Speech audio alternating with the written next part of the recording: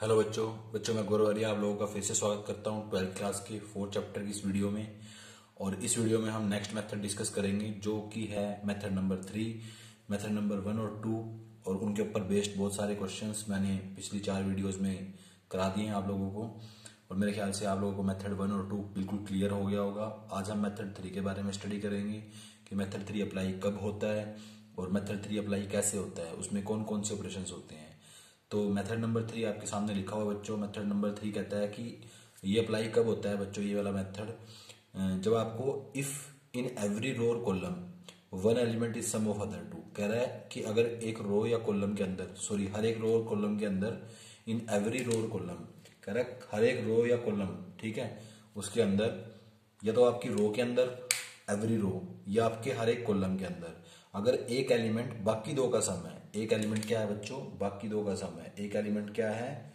बाकी दो एलिमेंट का सम है, तभी ये मेथड अप्लाई होता है, ठीक है।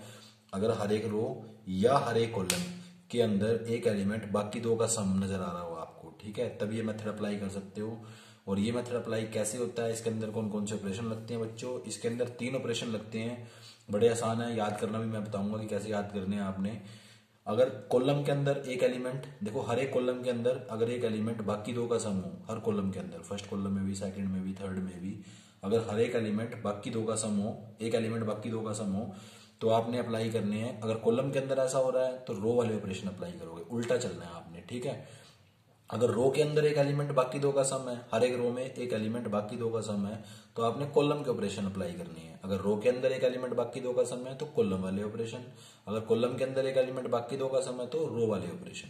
तो इस तरीके से आपने ध्यान रखना है। अब एक क्वेश्चन ले लेते हैं बच्चों इसके ऊपर बेस्ड। तो एग्जाम्पल नंबर 14 है बच्चों। तो देखो जरा हमने इसको प्रूव करना है। हमने डिटर्मिनेंट को एग्जाम्पल नंबर 14 में डिटर्मिनेंट को 4abc के बराबर प्रूव करना है।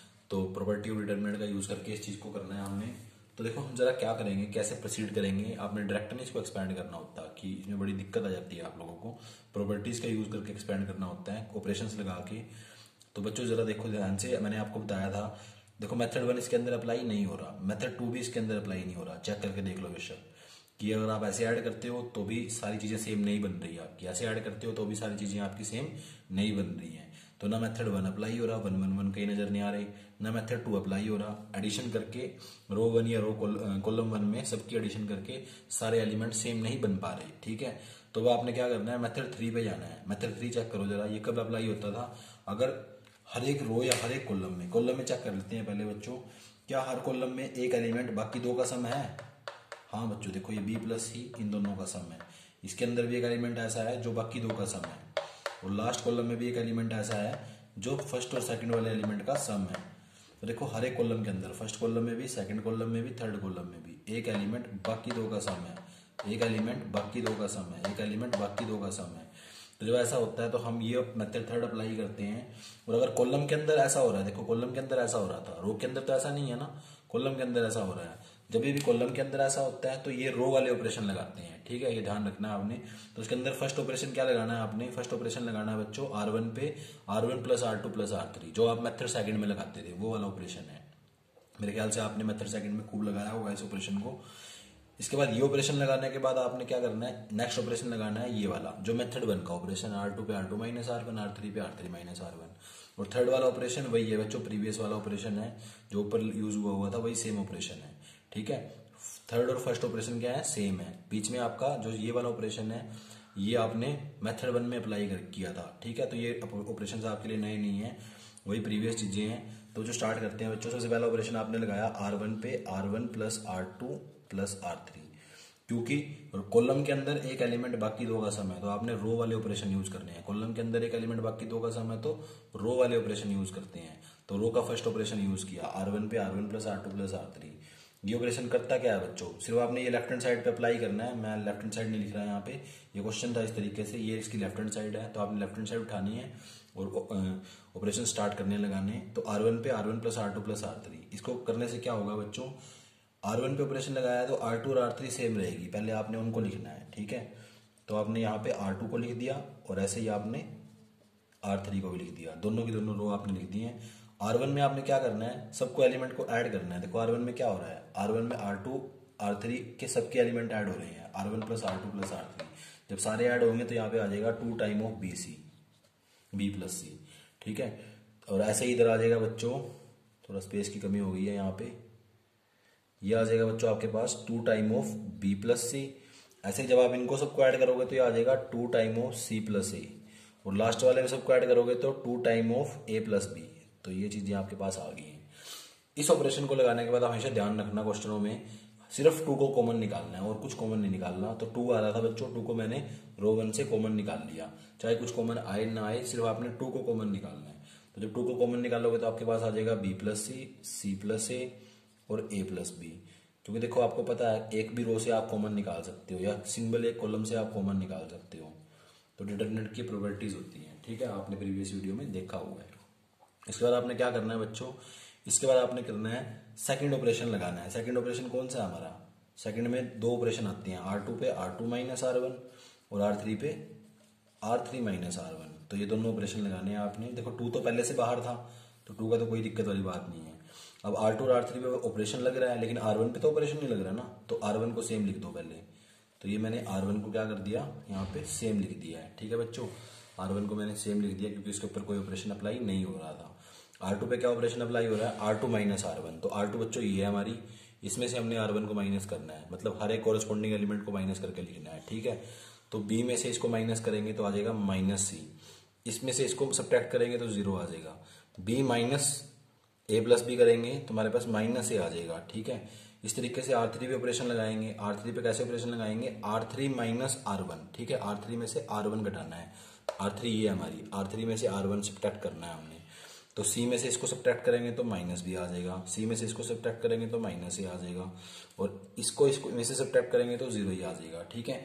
अब देखो यहाँ से माइनस आप कॉमन निकाल सकते हो, लेकिन याद रखना है आपने कि सेकंड ऑपरेशन लगाने के बाद आपने किसी चीज को कॉमन नहीं निकालना, ये ध्यान रखना है। कई बच्चे क्या गलती करते हैं, यहाँ से माइनस कॉमन निकाल लेते हैं, माइनस माइनस प्लस कर देते हैं, सारा क्वेश्चन का सत्यानाश कर देते हैं, क्योंकि उन्होंने क्वेश्चन की प्रोसीजर को ध्यान से नहीं सुना, मेथड लगाने के तरीके को ध्यान से नहीं सुना होता। याद रखना बच्चों, सेकंड ऑपरेशन लगाने के बाद आपने कुछ भी कॉमन नहीं निकालना, ठीक है बच्चों। तो इसके बाद चलते हैं बच्चों नेक्स्ट पे। अब ये ऑपरेशन लगाने के बाद आपने लास्ट ऑपरेशन पे आना है, जो कि वही फर्स्ट वाला ऑपरेशन था, R1 पे R1 plus R2 plus R3, ठीक है बच्चों।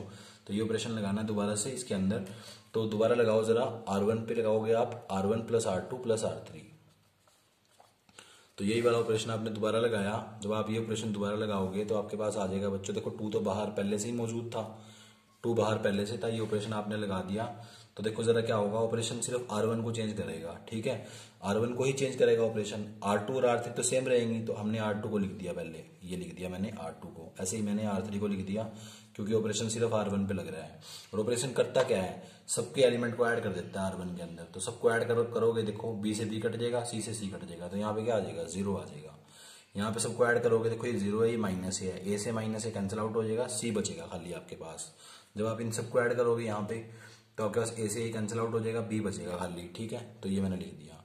इसके बाद आप कॉमन लेना चाहो तो ले सकते हो, जैसे यहाँ से माइनस कॉमन आ रहा है, यहाँ से माइनस कॉमन आ रहा है, तो दोनों माइनस कॉमन आने के बाद क्या बन जाएंगे, माइनस माइनस प्लस।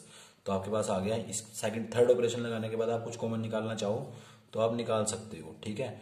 तो सिर्फ यही चीज कॉमन आ रही थी, माइनस ही कॉमन आ रहा था। रो 2 से भी माइनस कॉमन आ गया था और रो 3 से भी माइनस कॉमन आ गया था, तो मैंने दोनों से निकाल लिया, माइनस माइनस बाहर जाके प्लस हो गया, तो इसलिए मैंने लिखा नहीं है कुछ भी, ठीक है बच्चों।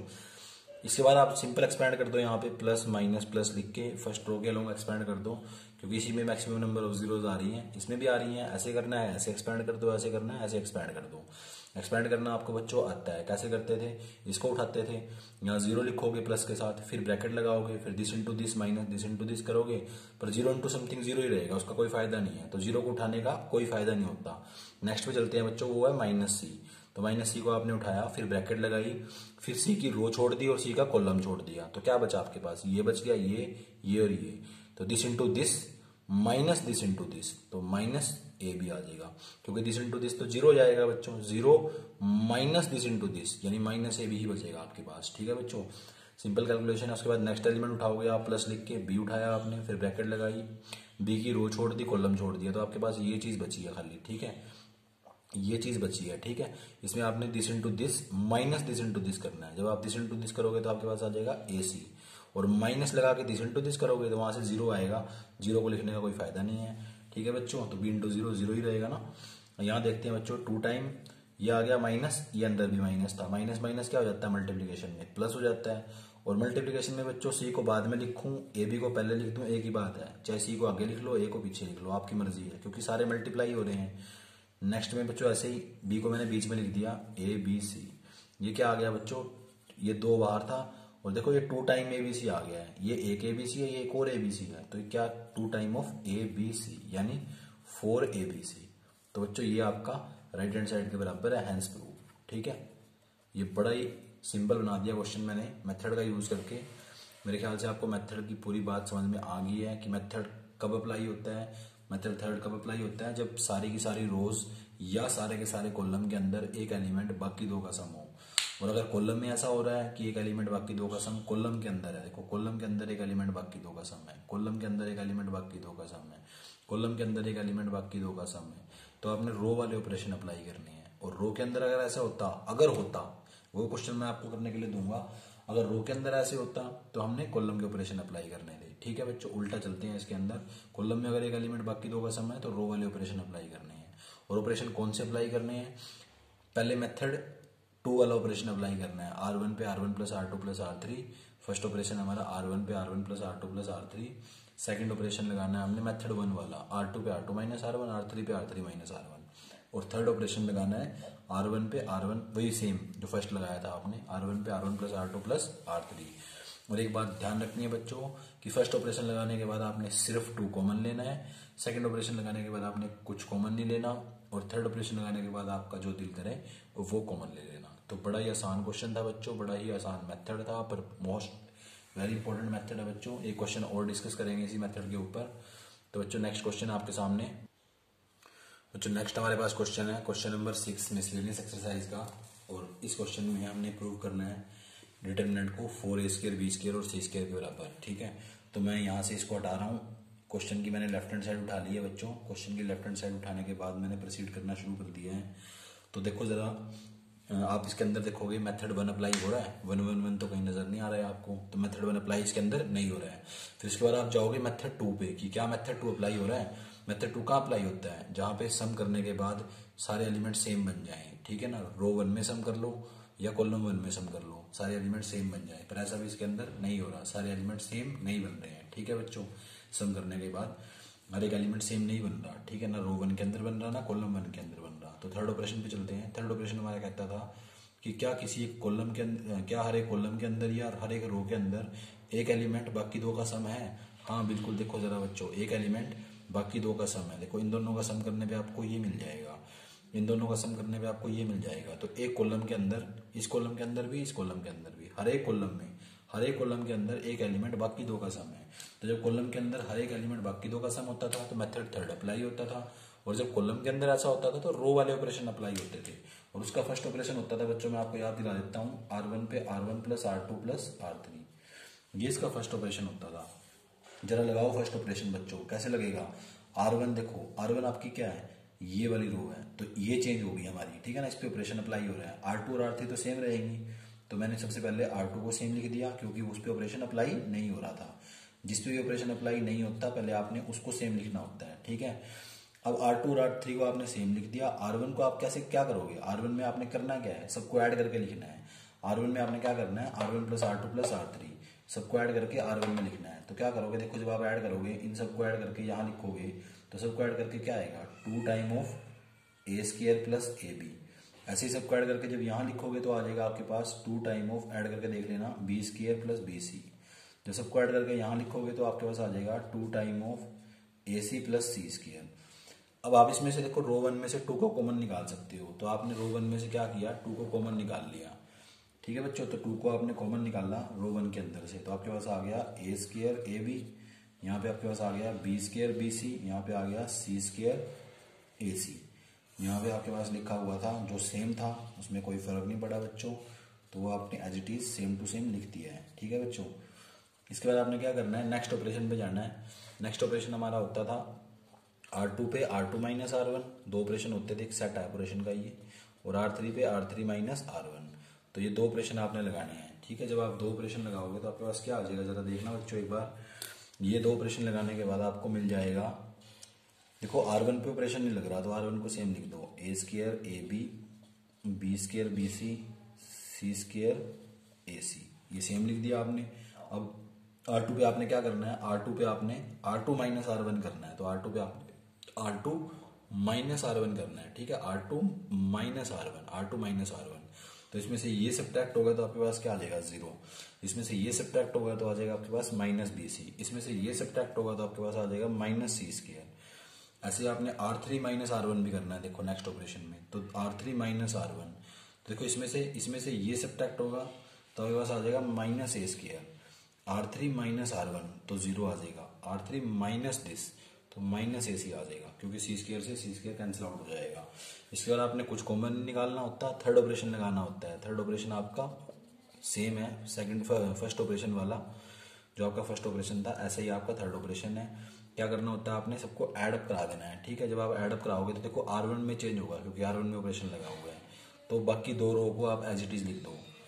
ये आपने ध्यान रखना हमेशा, जिसपे ऑपरेशन नहीं लग रहा उनको सेम लिख दो पहले। फिर R1 पे क्या ऑपरेशन हो रहा है हमारा, R1 plus R2 plus R3, सबको ऐड करके आप R1 में लिखोगे तो यहाँ आ जाएगा AB, इनको ऐड करके यहाँ लिखोगे तो आ जाएगा B स्क्वायर, इनको ऐड करके यहाँ लिखोगे तो आ जाएगा 0। इसके बाद आप माइनस कॉमन निकाल लो, R2 में से भी निकाल लो, R3 में से भी निकाल लो। यहाँ से एक माइनस कॉमन आया, एक माइनस यहाँ से कॉमन आया, माइनस माइनस प्लस हो गया, तो बाहर क्या बचा बच्चों, 2 ही बचेगा बाहर, कुछ फालतू तो बचेगा नहीं। देखो आपके पास 2 ही बचा हुआ है बाहर, और अंदर आपके पास क्या बचेगा बच्चों, वो जरा देखना। अंदर बचेगा AB, यहाँ पे B स्क्वायर, यहाँ पे 0 BC, क्योंकि माइनस आपने R2 में से कॉमन निकाल लिया है, ऐसे ही आपने R3 में से भी माइनस कॉमन निकाल लिया है। इसके बाद जनरली सिंपल एक्सपेंड करना है, 2 बाहर था ही, डिटरमिनेंट को आप एक्सपेंड कर दो प्लस माइनस प्लस लिख के। यहाँ पे आपके पास आ गया AB, फिर ब्रैकेट लगाओ, AB की रो छोड़ दो, कॉलम छोड़ दो, जो आपके पास बच गया है उसको आपने डायगोनली मल्टीप्लाई करना है, और फिर माइनस लगा के ऑफ डायगोनली मल्टीप्लाई करना है। जब आप ऐसे मल्टीप्लाई करोगे तो आपके पास आ जाएगा, देखो A आएगा, B आएगा, C 2 बार है तो C का स्क्वायर आ जाएगा, और माइनस दिस करोगे तो वो 0 ही आ जाएगा, 0 इंटू समथिंग 0, तो उसको लिखने का कोई फायदा नहीं है, तो मैंने लिखा नहीं है, ठीक है। नेक्स्ट एलिमेंट उठाओगे वो है माइनस B स्क्वायर, ठीक है। फिर ब्रैकेट लगाओगे, रो छोड़ दोगे, कॉलम छोड़ दोगे, दिस इंटू दिस करोगे 0 आएगा, कोई फायदा नहीं लिखने का। फिर माइनस का साइन लगा के दिस इंटू दिस करोगे तो आपके पास आ जाएगा minus A square C square, ये बात आपने ध्यान रखनी है। तो आपके पास आ गया 2, देखो यहाँ पे A 2 बार था तो A का स्क्वायर, B 2 बार था, मल्टीप्लिकेशन में हो रही है चीजें, C 2 बार था तो C का स्क्वायर, माइनस माइनस यहाँ पे हो गया प्लस, फिर मैंने A स्क्वायर को आगे लिख दिया, इस B स्क्वायर को बीच में लिख दिया, और C स्क्वायर को पीछे लिख दिया, क्योंकि मल्टीप्लाई ही तो हो रही थी बच्चों चीजें। इन दोनों को आप ऐड करोगे तो ये आ जाएगा 2 time of A square B square और C स्क्वायर, और ये हो गया आपका 4A स्क्वायर B स्क्वायर और C स्क्वायर। तो बच्चों बड़ा ही आसान था, कुछ इसके अंदर ज्यादा मुश्किल नहीं था। ये आपने राइट हैंड साइड आपकी आ गई है RHS हैंस प्रूव, तो इजीली आपका प्रूव हो गया। बड़ा टफ क्वेश्चन था बच्चों, लेकिन मेथड ने इसको बड़ा आसान बना दिया। तो आप देख सकते हो इस क्वेश्चन को दोबारा, अगर आपने नोट करना है तो नोट कर लो अच्छे से। इनके नोट साथ के साथ जरूर बनाते रहना बच्चों, अदरवाइज आपको बड़ा नुकसान हो जाएगा बच्चों। मेथड 3 जो है मैंने आपको बताया है कि ये कब लगता है, जब एक एलिमेंट बाकी दो का सम हो हर एक रो या हर एक कॉलम के अंदर। लेकिन बच्चों एक जगह पे ये मेथड और लगता है, वो मैं आपको थोड़ी देर के अंदर बताता हूँ अपनी नेक्स्ट वीडियो के अंदर। तो तब तक के लिए बच्चों आप इन क्वेश्चंस की, दोनों क्वेश्चंस की अच्छे से प्रैक्टिस कर लो, और बाद में आपको असाइनमेंट में और भी क्वेश्चन मिल जाएंगे, लेकिन इन 2 क्वेश्चनों की अच्छे से प्रैक्टिस कर लो, और मेथड 1 मेथड 2 मेथड 3 को अच्छे से अप्लाई करना सीख लो। साथ के साथ बच्चों मेथड को पक्का करते रहो। प्रीवियस जितनी टाइप्स करा रखी हैं आपको 6 मार्क्स क्वेश्चन की, या आपको 4.2 तो उसके अंदर ही इंक्लूड हो जाती है, 4.3 कराई हुई है, 4.5 कराई हुई है, तो उनको भी अच्छे तरीके से समझ लो बच्चों, प्रैक्टिस कर लो उनकी। Please please please time waste ना करो बच्चों। इस वीडियो को देखने के लिए आपका बहुत बहुत धन्यवाद। Thank you, thanks a lot.